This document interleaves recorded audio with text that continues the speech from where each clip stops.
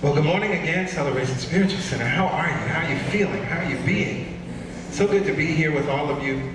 Before I get into the message, I just want to echo Pastor Yolanda's gratitude to the Divine Design team and to all the volunteers that served on last week. But I would be remiss if we did not also thank Pastor Yolanda.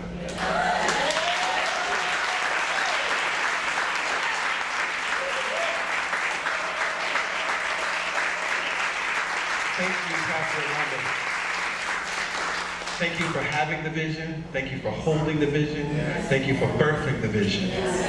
That is Summer Lovin'. You know, I get a behind the scenes point of view of calls and the emails and all the things that happen. And I'm happy to be a supporter in that role. Whatever she needs me to do, I just say yes. But we appreciate your leadership. We appreciate your vision. We are grateful for you. The beauty that you see, it's a reflection of her heart. It's a reflection of her love for this community.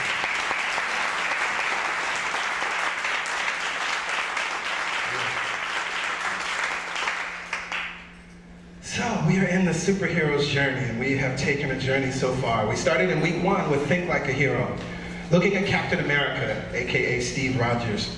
And this character shows us something wonderful about how we actually become the hero of our story.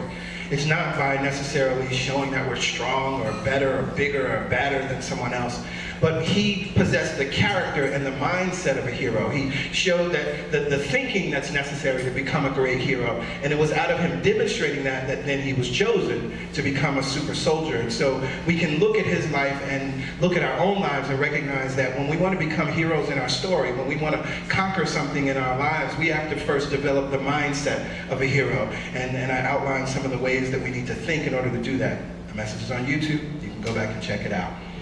Week 2, initiated into greatness. I wanted us to look at this idea of being tested. Even in the story of heroes, so often there are tests and trials that a hero has to go through in order to prove herself or himself.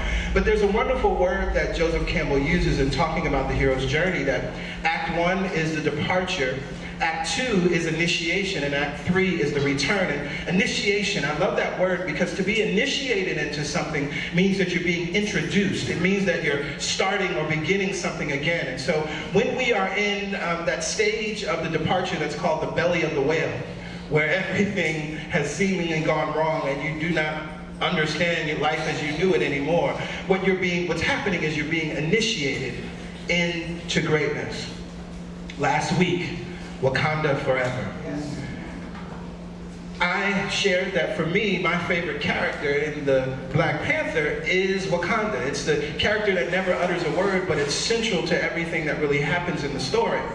And what we talked about was this idea that Wakanda, for all that it is great and amazing about it, one of the problems that we find is that Wakanda was protected and it had unintended consequences, right? It's what then gave birth to Eric Killmonger. It's then what gave birth to so many unwanted things. And so I recognize that many times this is what we do in our own lives. By not sharing the goodness that we are just as brilliant, amazing, powerful, and profound, and as advanced as Wakanda is. Many times we're hiding our light under a bushel, but Jesus was very clear that we shouldn't do that. Why? Because we are the light of the world. And God knows this world needs some light right now. Yes, yes? And so as we think about the light that's needed in the world, we had a very interesting week last week on the global landscape. Yes, yes? All eyes were on Helsinki. Now my eyes have been on Helsinki because my daughter is in Finland. But all eyes, the eyes of the entire world, was on Helsinki on Monday. And as the aftermath of this pivotal, historic meeting of Russia and the United States took place, we all began to get scared. Many of us became very worried. Many of us were just in shock and disbelief because of what we were hearing. And of course, things have just continued to spiral downward as the week has gone by. Yes, yes?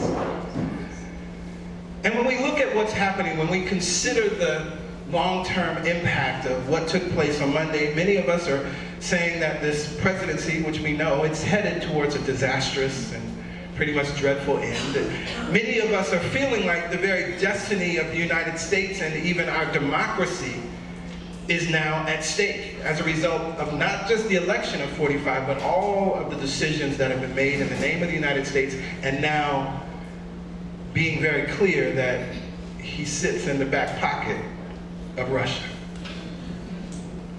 So it feels like our very destiny is at stake. And so as I sat with this and moved through my feelings during this week, I said, well, does the hero's journey speak to this? Is there anything that we can take from this wonderful journey to speak to where we are now? And what began to come to my mind was this word destiny. Because it's a word that we find over and over in many hero stories, right? So often a hero thinks that their destiny is to save a princess or to slay a dragon, or sometimes the hero believes that their destiny is to save a city or to leave his or her homeland in pursuit of some unseen world, right? This is what we see in Wonder Woman, for instance, right? She realized that there was something more, and she went out to go and slay this evil that was taking over the world. And so we find that, and so the hero, many times you'll hear that word, it's my destiny, or I'm pursuing my destiny. I was hearing this morning as I was getting ready, one of my favorite hero stories and movies from the 80s is Clash of the Titans. And when Perseus is given the gifts from his father Zeus, Zeus says, go and find your destiny, right? This is part of the language that we hear with the hero. And so as I thought about that word, I realized that many times that word destiny is used to describe something that's fixed and predetermined about our life, right? That we have to find our destiny, which suggests that it has already been determined. Now, our destiny is predetermined, but it's not fixed. And I'm so grateful that our destiny is not fixed. Because when I say that it's predetermined, it gets us into understanding, and we got to look at a little bit about the definition of this word destiny. Now, destiny and destination have the same root. Destin or destine is the root. The Latin is destinare. And I love that, because when we look at destinare, it means to intend, to destine, to earmark, as in a sum of money for a purpose, to appoint, to assign, or to address, as in addressing a letter, right? And so when I hear that and when I think about that, I recognize that then while our destiny is predetermined, your destiny can be redetermined. This is very important. It also suggests to me then that you can't have a destiny without a destination, which means that a destiny must be chosen. This idea that we're finding our destiny is actually not a true representation of what's happening with our destiny. When a hero goes out in pursuit of some destiny, she or he has already chosen a destination. It's predetermined. And we recognize when we look at spiritual law and we understand how we create, each of us are choosers of our life experience. But we have to come into the awareness of it. This is the hero's journey. Before we depart, before we move on that journey, before we say yes to that journey, we're living a life that says that our life is predetermined and everything outside of us is determining how our life plays out. Our height determines how our life plays out. Our skin color and cultural background determines how we play out. Our gender determines how our life plays out. Our sexual orientation determines how our life plays out. Our level of education determines how our life plays out. Yes, yes? But if we step back and understand what destiny is really all about, yes, it's predetermined, but who is the determiner of your life experience? And so while it may have been predetermined before now it can be redetermined. And so when I understand that, this took me actually back to the Black Panther. I didn't plan on using this movie today, but it took me back. And it took me back to a character that I didn't mention, because I asked everyone, what were your favorite characters? How many people like Shuri? And everybody got excited and raised their hands about all their different characters. But there's one person I didn't mention, and I didn't mention him on purpose because I don't like him. Our dear brother Wakabi. He was part of the border tribe, Okoye's husband. All right, Yes. And Wakabi has an interesting story, and it's the hero's journey. And we may not think about it, but let's look at his life for a second, because the movie reveals so many wonderful things about his life that I don't think we fully take into account. He's a part of the border tribe, and the border tribe, their job is to protect the perimeter of Wakanda. We know that Wakanda is surrounded by this invisible shield, and it's the border tribe that protects it. On the outside, they look like they're just farmers. On the outside, they're just raising rhinos, right?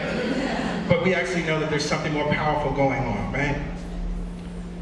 And so we find that, according to the story, about 30 years prior, there's a man by the name of Ulysses Claw, who was given information on how to break into Wakanda, steal vibranium, and get out. And the way he got out was he blew up a portion of the border. And Wakabi's parents were killed 30 years ago. Now, for perspective in the story, this is then when we find T'Chaka and his brother Njobu. He finds out that his brother was the one that enabled that whole piece. So Wakabi's parents are killed. He's a little boy. And then because of what happens, what Njobu does, Njobu is killed. Eric Stevens' father, he's a little boy. And so right then and there, and for the academics and scholars, just think about this for a second. We have 3 young men of African descent whose parents were killed. We have these 2 little boys, one named Wakabi and one named Eric Stevens, who did not get to grow up with their parents.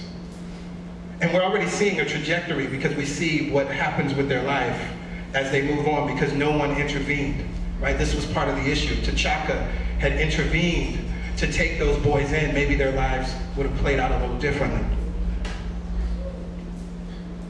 And so as he grows, he makes a vow. He makes a vow that this man, Ulysses Claw, must be killed. He must be stopped because he killed my parents.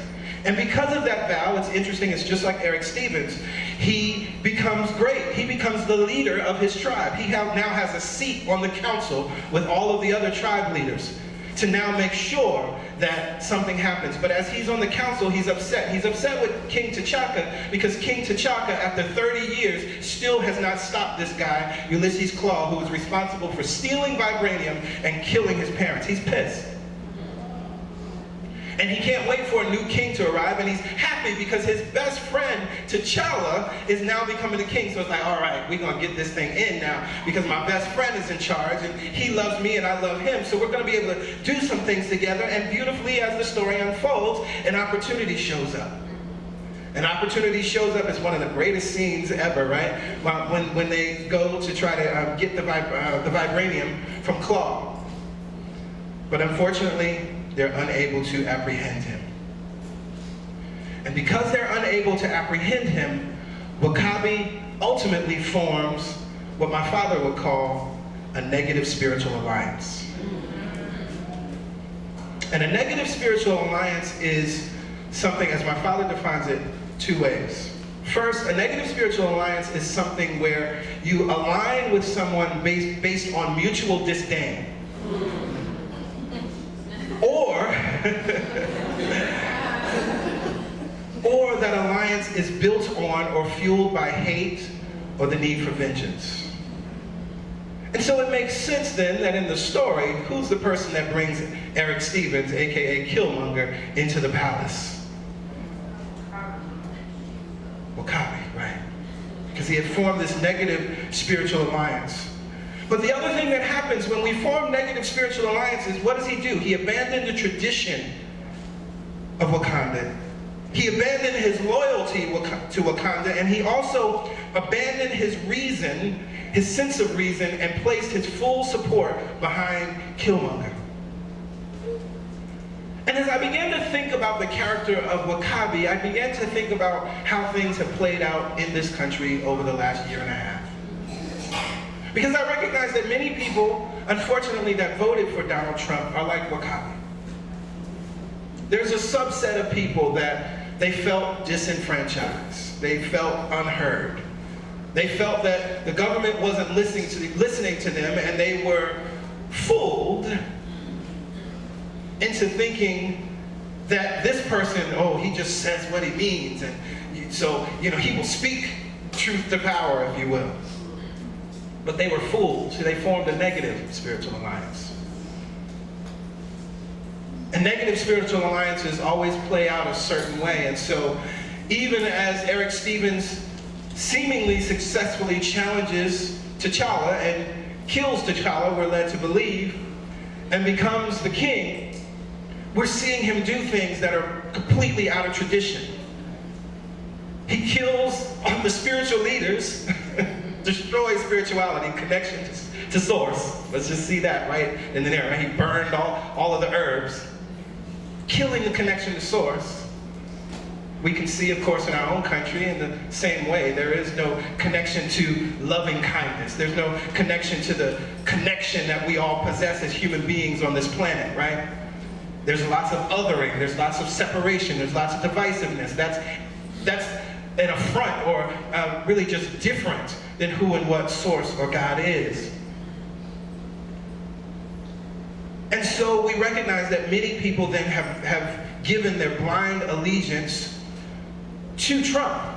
And then that's mirrored in the same way, because we have Donald Trump is giving his blind allegiance and the United States allegiance to the Russian government and to this dictator we know, Vladimir Putin. And it's very similar to W'Kabi siding with Eric Stevens. You know, one of the things that's interesting, I gotta say this, because I get it on one level. When the movie first came out, a lot of people were comparing T'Challa and Eric Stevens to Martin and Malcolm. And that was a complete misplacement. So I gotta say that first. And then also, while the line is wonderful, right? Bury me in the ocean with my ancestors. And a lot of people are quoting that. But we have to consider the character. Because there was something else he said that to me was frightening. When he said that the sun will never set on the empire of Wakanda. Y'all know where that comes from? There was a time that said the sun never set on the British Empire. The chief colonialists. And so out of his mouth, we were hearing these words, and again, people were getting excited because on one level, we understood where he was coming from. We understood a level of where he was coming from, but we gotta understand how misguided it was. And so the writers were putting in his mouth the words that would really let us know how misguided his perspective was. That he was essentially saying Wakanda would become like the British Empire. And so what we understand then, as we look at this allegiance that he developed to Killmonger, again, it can only have unintended consequences. And what was interesting is W'Kabi continued to have opportunities. Once we saw that T'Challa was alive, he had the opportunity to come back to tradition. He had the opportunity to come back to self. He had the opportunity to come back to what he knew to be true, but he had made this decision and was going to stick to it. And so the battle ensues. And so we see this today. Many of our brothers and sisters in this country, they're like W'Kabi. And we're all looking at them like, really? Like, really? Now? Do you know what happened on Monday? Really?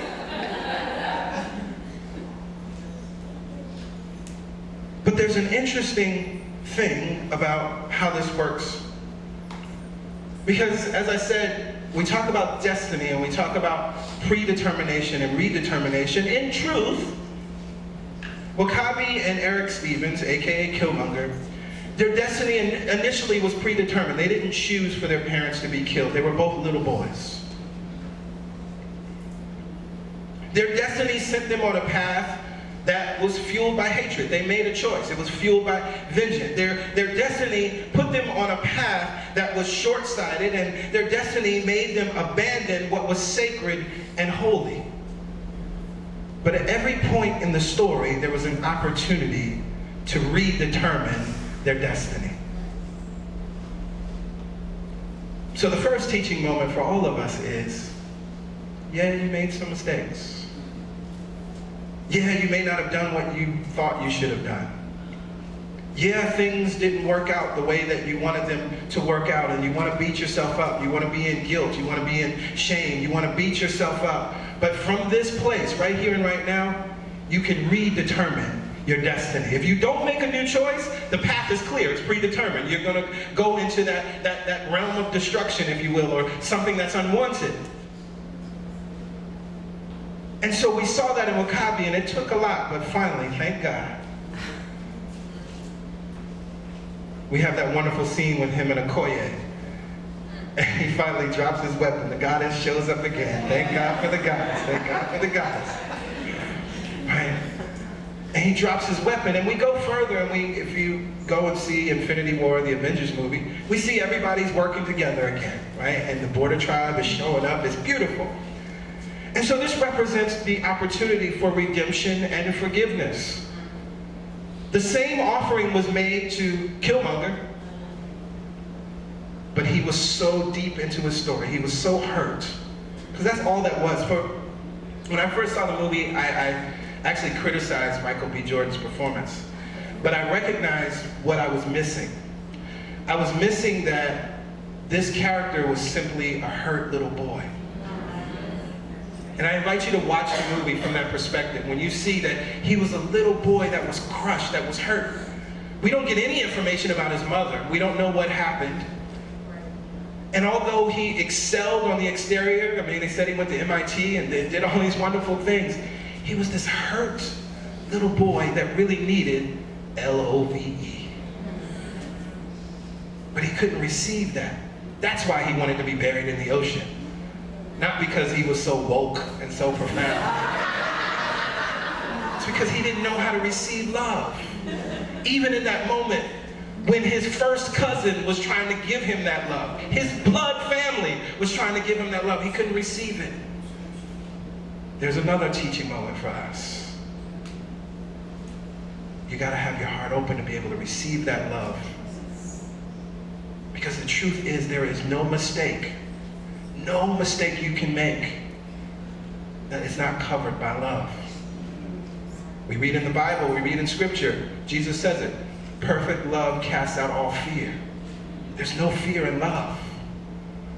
But can we receive it? So I'm going to leave you with this. I was reminded of two things. One, I was reminded of New Year's Eve. In the message that I gave, I invited everybody to wade in the water.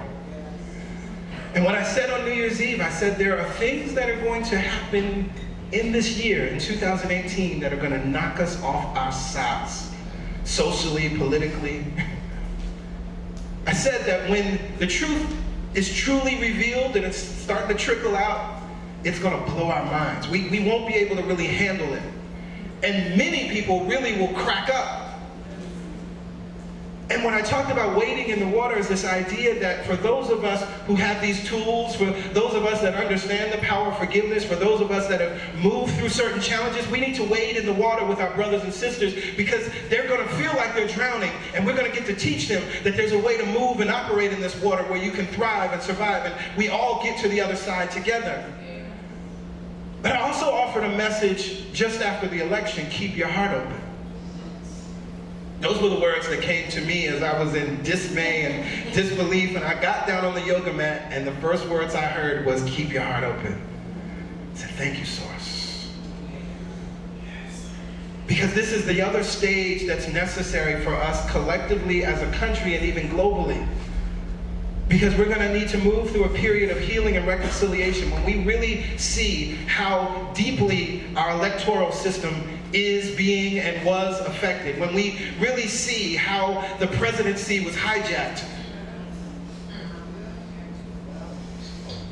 there's some forgiveness and healing and some restoration and reconciliation that's going to be necessary.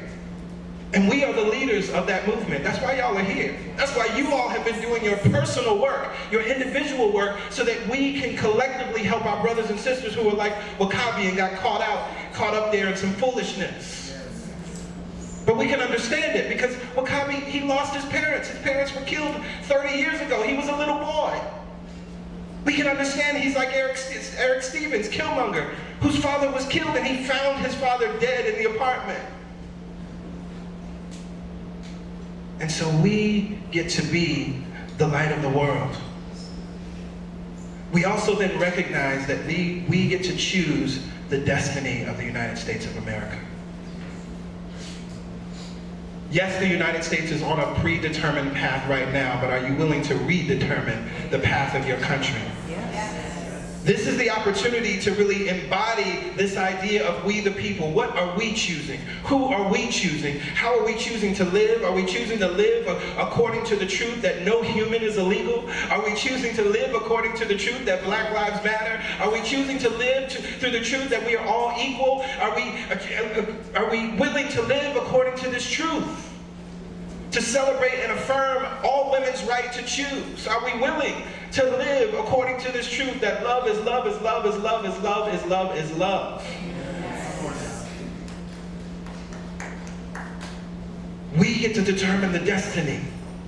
Yes, I see this country on a path, but it's not fixed. Yes, it was predetermined by somebody, but are we willing to redetermine it?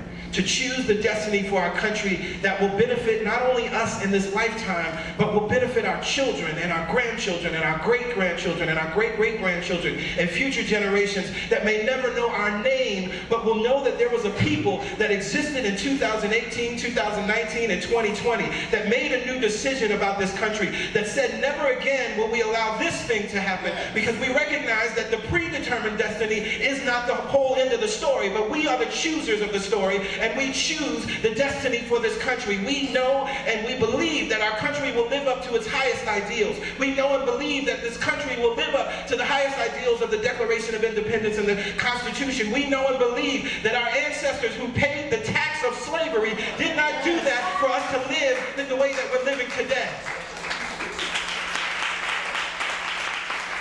And so with that, I invite everybody to stand. I invite everybody to stand. Far too much blood has been shed for us to cower down and turn back now. Far too many people have prayed. Far too many people have stood in the truth. Far too many people have marched. Far too many people have stood never knowing who you were, but stood knowing that there would be people like all of us. Folks that were knocked upside the head for the right to vote. Folks that went to the courthouse to register over and over again, to be given this right to vote, well, the right was already given, but for that to be acknowledged. So we recognize now the mantle has been passed to us. And so we make a choice as we breathe in and we breathe out. Mother, Father, God, I am so grateful and thankful for destiny. I am so grateful and thankful that all of the things that are wrapped up in this word, but more importantly, I am grateful and thankful to recognize that while it may be predetermined, it is fixed. And we know now that the determiner is each and every one of us. So here and now we place our attention, our thought, our belief, and our expectation on what it is that we want.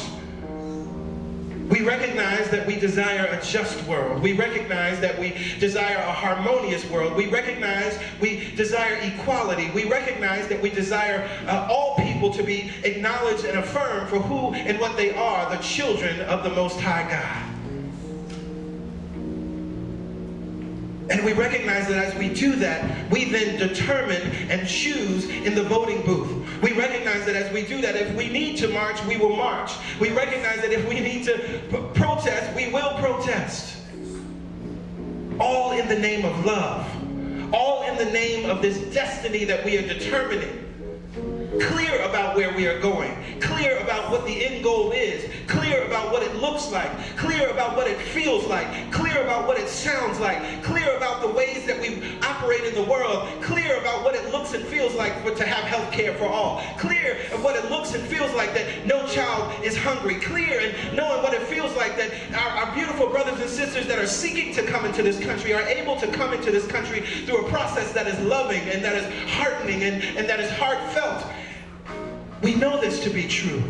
We know that we have the capacity to be this. And so we put our focus and our attention on this destiny right here and right now. I am so grateful and thankful for the light workers that are in this room and within the sound of my voice.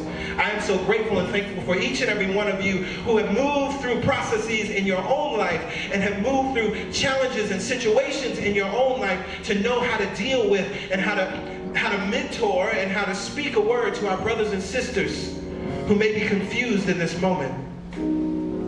I am grateful and thankful for love, compassion, and forgiveness. And so in the name of love, I release this prayer right here and right now. And we say amen, amen. Ashe. And so it is. So it is. Thank you, God.